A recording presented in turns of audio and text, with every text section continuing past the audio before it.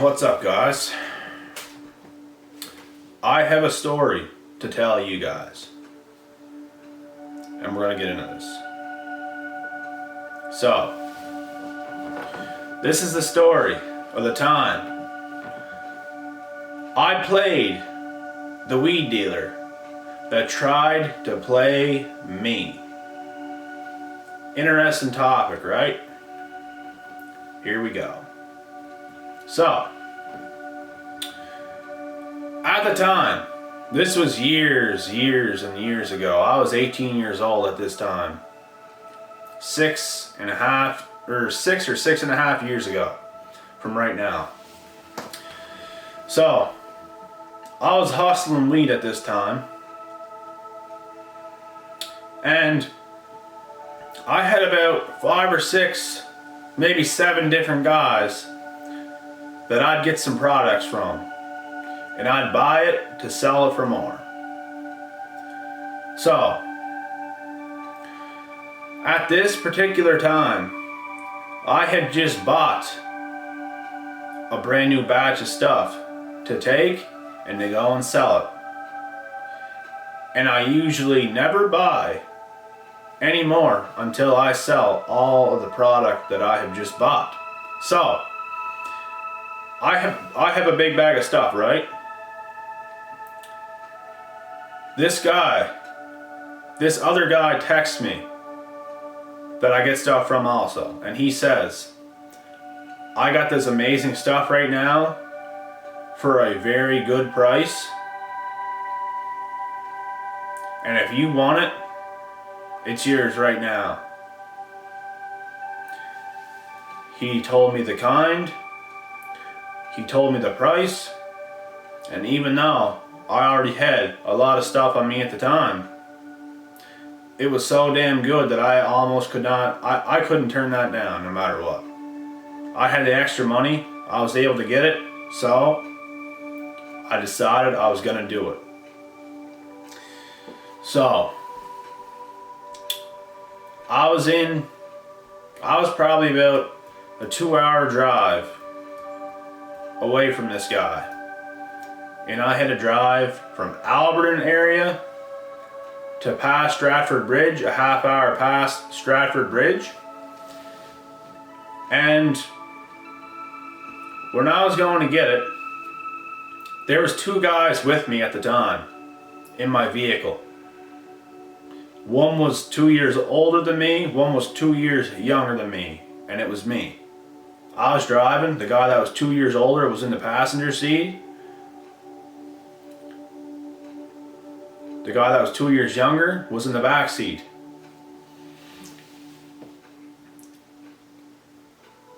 And I got there. It was dark. It was in the evening. I drove up to the guy's house. He came outside with a backpack with the stuff. He sat in the vehicle. He opened the bag. He gave me the stuff. I reached back, I took it, brought it up, looked at it. I had the money waiting. I looked at the stuff. And it was not what he told me it was. It was the price he said it was, but it was not the good kind that he so-called said that it was. He told me he was going to give me Purple Kush, which for anybody knows, this is a very good kind. This is a very good strain to get that people love. It was shitty hydro weed. Shitty hydro weed. I looked at it, absolutely disgusted. And I knew it was that as soon as I looked at it. And I just started shaking my head. And I said, this is hydro. And all he said was, fuck. He knew exactly what he did. He thought he was gonna fool me into this trap. So I wasted all my time. I just drove 2 hours past Stratford Bridge. Or I just drove 2 hours in total, and I drove past Stratford Bridge for this. He just wasted all my time. And I thought of a brilliant idea in my head that very second. I wasn't just going to go home empty-handed and waste all that drive for nothing. I thought of a whole other level of a plan. So I looked at it. Then I started shaking my head yes. I was like, okay, I'll take it and I'll get rid of it. I'll do it. So I took it, gave him the money, went back, got rid of all the stuff I already had, got rid of half of this stuff, made a bunch more money. So what I did was I texted this guy again for more stuff, but I made sure it was good stuff this time. And he didn't bullshit me this time. So the two same guys was with me in the vehicle. They had no idea what was going on this time. They had no idea. And I let them know just a little bit before we got there what my plan was. So this guy ripped me off the first time, right? And since he did that, it pissed me off a lot. And I don't take shit from nobody. You get what you goddamn deserve with me. So what I did was I shorted this guy $1,200. But I still had a bunch of money, but it was short $1,200 what I was normally going to give him. So we got there again. And by the way, the two people in the vehicle at the time, these guys were both tripping balls because I told them at the last minute that I was going to do this and that this was happening because they had no idea. They were sketching out, they were nervous as hell, they didn't know what the fuck was going to happen. They didn't know what the hell was going to come. Now I let them know my plan. I said, I got a plan A and a plan B.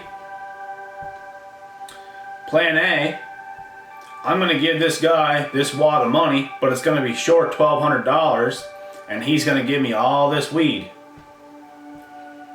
So that was plan A. And he was just not going to count the money, and he was going to get out of the vehicle, and I was going to drive away, and that was that. And plan B was, if I gave him this money, and he counts it, and he says it's short, I was going to say, wait a minute, let me see that money for a sec. I'll recount it. And I was going to take the money back. I was going to put all the money in my pocket. Still have the stuff in my hand at the time. I was going to get out of the car. I was going to take him by his shirt, rip him out of the vehicle, throw him out of the vehicle, and get back in the car and just drive away. That was plan B. Because guess what? When you're giving somebody money for weed, they usually always count it. Usually always. They will not get out of that vehicle until they count it. This guy did not count the money. Luckily, because he still got away with quite a bit of money, if he would have counted, I was just going to take all the money I gave him back. I was going to take it all. Take his weed, throw him into the vehicle, and he's going to be left with nothing. So he's lucky. He even got a little bit. But he did not count the money. So I just put an extra $1,200 in my pocket. He got out of the vehicle. We drove off. We all started dying laughing. I started giving these guys money. It was hilarious. This guy damn well deserved what he got. Not even 20 minutes later, he starts to call me. He counted the money. And I swear to God, this guy called me for 2 days straight. Probably sent me over 100 text messages. I had to turn off my phone. And we had to use one of my other buddies' phones to text people up. It was bad. It was bad.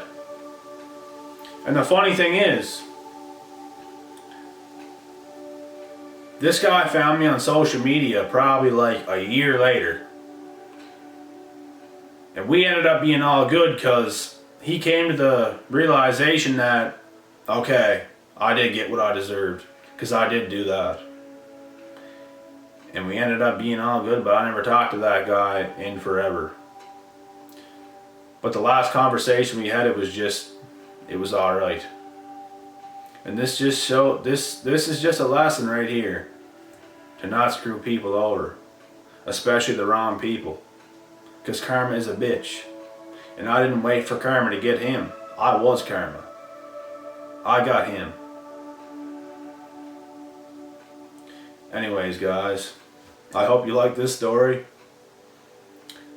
Like the video if you liked this story, if you were entertained by the story, if you're new here, hit that subscribe button. Cutting this video off. Until next time. Peace.